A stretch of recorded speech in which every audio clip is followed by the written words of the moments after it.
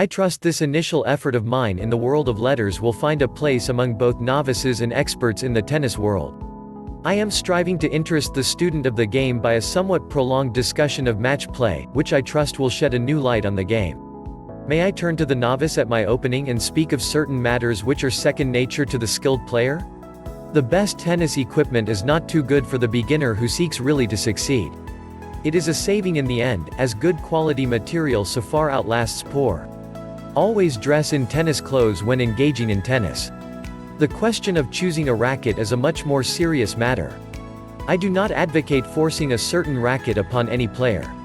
All the standard makes are excellent. It is in weight, balance, and size of handle that the real value of a racket frame depends, while good stringing is essential to obtain the best results. After you have acquired your racket, make a firm resolve to use good tennis balls, as a regular bounce is a great aid to advancement, while a dead ball is no practice at all. If you really desire to succeed at the game and advance rapidly, I strongly urge you to see all the good tennis you can.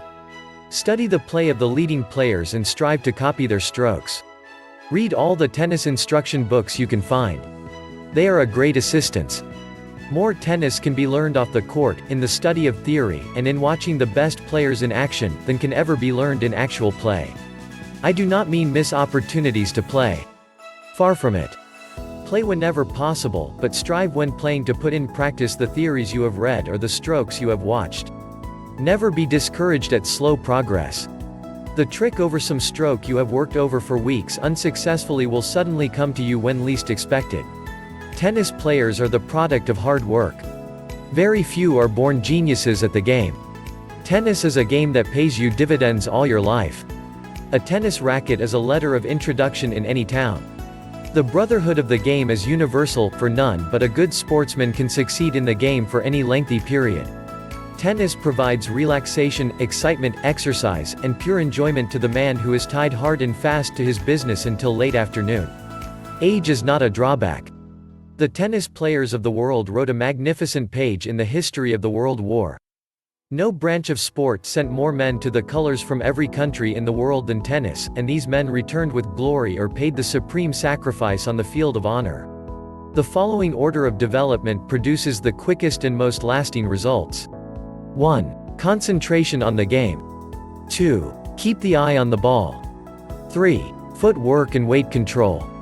4. Strokes. 5. Court position. 6. Court generalship or match play. 7. Tennis psychology. Concentration. Dash dash dash dash dash dash dash dash dash dash dash dash dash dash. Tennis is played primarily with the mind. The most perfect racket technique in the world will not suffice if the directing mind is wandering. There are many causes of a wandering mind in a tennis match. The chief one is lack of interest in the game. No one should play tennis with an idea of real success unless he cares sufficiently about the game to be willing to do the drudgery necessary in learning the game correctly. Give it up at once unless you are willing to work. Conditions of play or the noises in the gallery often confuse and bewilder experienced match players playing under new surroundings. Complete concentration on the matter in hand is the only cure for a wandering mind, and the sooner the lesson is learned the more rapid the improvement of the player.